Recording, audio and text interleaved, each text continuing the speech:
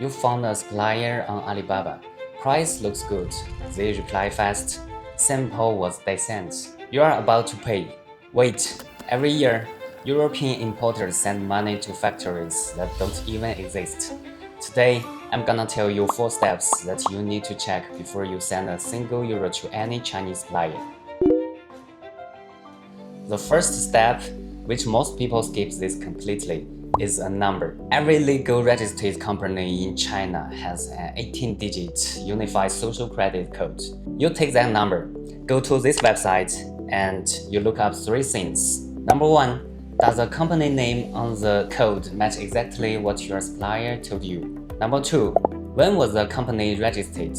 If they're telling you they've been exporting 10 years, but the company was registered 2 years ago, that's a problem. Number 3, does their registered business scope actually include the product you're trying to buy? All of these steps takes 5 minutes, but most people never do it.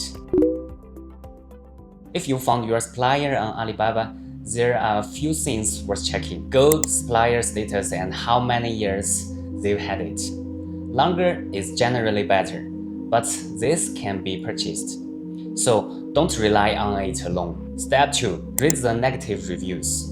Not the good one. So about the negative review, it suggested the following 3 key points you have to pay attention. 1. Anyone mentioning wrong products arriving and the suppliers going silent after payment. 2. Does bulk orders being completely different from the sample? Which reviews are real people who have already got burned? And one more thing, ask the supplier for their export record. A real factory can show you customers' export data. If they start making excuses, that tells you something. Okay, this is a liar, and that actually catches most fake suppliers. Step 2 is video call for factory tour, not just a normal video call. You ask them to walk you through the factory live, production line, warehouse, check if the employee is actually doing something. Real factories don't say no to this. Fake suppliers will give you every excuse like the factory is in another city, it's not convenient right now, blah blah, like equipment is being serviced. Those are red flags. And don't forget to get random sampling. Don't let them send you the sample they've already prepared. Tell them to pick something randomly from the production line. Film it while they do it. Then send it to you. Real factories can do this. Middleman pretending to do factory can't, because there's no production line. The last step is verify the bank account before you pay.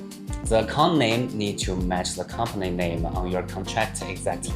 If it doesn't match, stop it. Don't send the money. Email hacking and fake bank account swap happen more than people think. One wrong transfer and that money is gone. Now, if you are placing a big order, the first 3 layers aren't enough.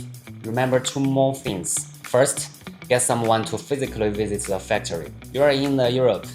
You can't fly to China for every order, but someone needs to go.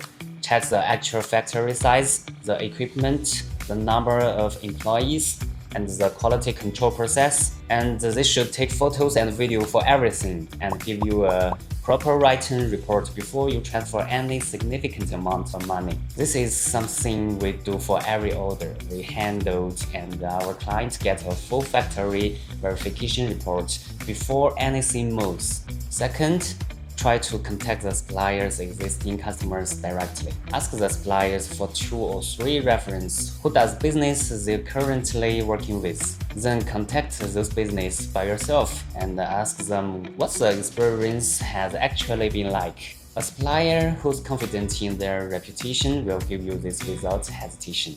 If one who refuses, cross them off the list. Look, none of these steps guarantee 0 risk. But if you go through all 4 layers, you are not going to be a person who wills money to the factory. That doesn't exist. If you are currently talking to a Chinese supplier and you are not sure whether they are legitimate, send us a message on WhatsApp. See you next time.